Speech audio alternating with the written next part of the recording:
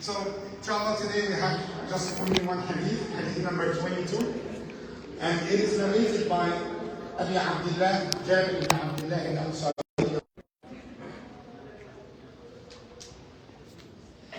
So he said, أرأيت إذا صليت المكتوبات وصمت رمضان وأحللت الحرام وحرمت الحرام ولم أزد على ذلك شيئا الجنة قال نعم صدق رسول الله صلى الله عليه وسلم. So Abdullah ibn Jabir radiallahu ta'ala anhuma said, a man came to Rasulullah and he said, Ya Rasulullah, what if I only have done the obligatory prayers, fard, and I have fasted Ramadan, and I did not commit the haram things, I stayed away from the unlawful, and I stick to the lawful. I only had that, commitment to do only the halal things. And I have done anything other than this. And I will not make anything more than this. Will I enter Jannah? He said, yes, you will enter Jannah. So that is actually proves my point that I highlighted yesterday, that this religion is very simple. So the man summarized the way to Jannah. So he wanted to make things easy. Some people have this mind state or state mind that they wanted 1, 2, 3. Imam, tell us what to do. So the man came and he said, Ya Rasulullah, I will make salah, I will fast Ramadan, I will stay away from the haram, I will do only the halal things. Will I enter Jannah? He said, yes, you will enter Jannah. See how religion is very simple? And that is actually, you remember the khutbah for today. So we talked about the story of Adam alayhi salam and the connection with the robe of Allah subhanahu wa ta'ala. But do you remember what Allah had done for Adam in Jannah? Allah trained him for what? To be able to overcome his desires, his wishes. What did Allah say? Eat from everything you want, except what? Yes, the tree. Do not eat from that tree. And after this, Allah said, I will send the guidance when Allah sent him to the earth. Now we are in Ramadan. We celebrate the revelation of the Quran. What did Allah ask us to do in Ramadan? To fast. To teach us how to control, again, our desires, whims, and wishes. And He told us, do not eat, not the tree, from the dawn to the sunset. And after this, eat whatever you want.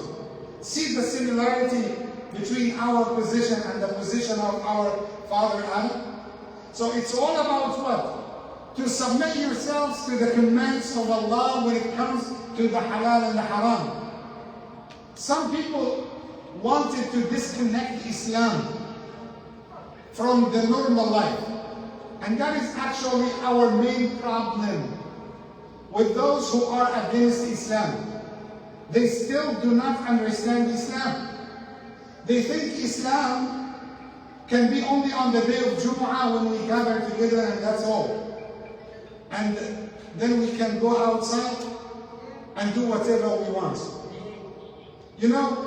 That difference, that Islam is the way of life. Islam is the curriculum of life. And you know how many places for gambling, how many places for interest, how many places for selling wine, how big is that industry if Islam became dominant? Because Islam is not only to tell you, pray 5 times a day in the masjid and keep your mouth shut. No. Islam basically is all about halal and the haram. So just think about this. I will leave that topic for you so you can think about this. You cannot pray in the masjid and cry behind the imam and hurt your neighbors, even if they were non-Muslims.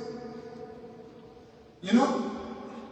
You cannot pray in the masjid and you cheat in your business and you say, Imam, because they are non-Muslims, so it is halal for us. No, it's not halal for us. It's haram for us. We are not supposed to cheat. That is haram. That is prohibited in Islam. So do not disconnect the daily actions of ibadah with the rules of halal and haram. It is the whole package. You know, Allah criticized people in the Quran. And He said, أَفَتُؤْمِنُونَ بِبَعْضِ الْكِتَابِ وَتَكْفُرُونَ بِبَعْضِ. Would you believe in some portions of this book and you abandon the rest? Some people want this. Oh, we want the Islam, the very so cute Islam, mercy, peace, justice, and that's it. But don't tell us about haram. Don't tell us about halal. Don't tell us about how to dress.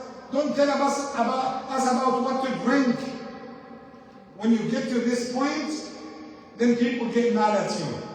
You remember the two terms I have mentioned before. Maybe Dr. Rahim, maybe Brother Samir, or is Dr. Zaki, Dr. Yusuf, maybe Ashmir, maybe Abdul Basit. We said, what is the word the Salih means? Salih. Do you know the word Salih? Do we have anyone here Salih?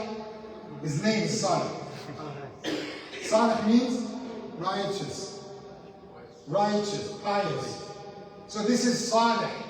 And what is the word Muslih? Muslih, a fixer.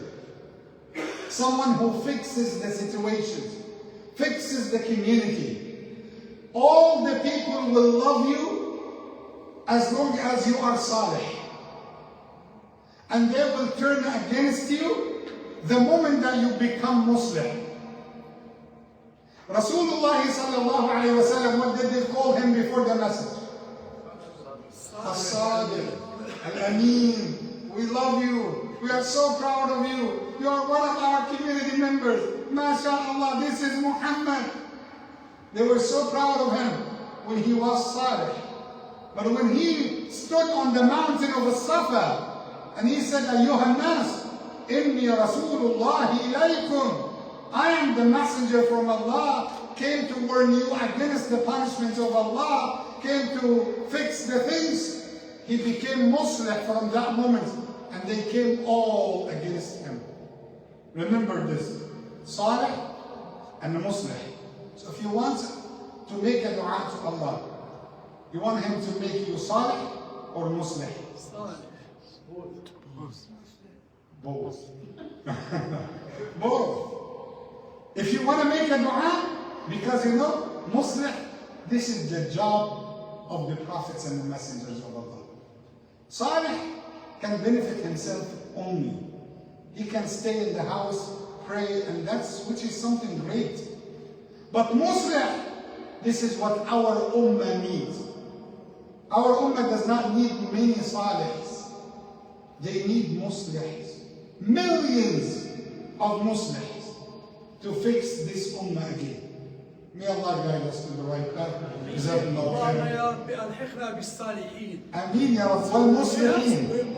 Salihin and Muslihin. And both of them were mentioned in the Quran. Do not argue with the Imam.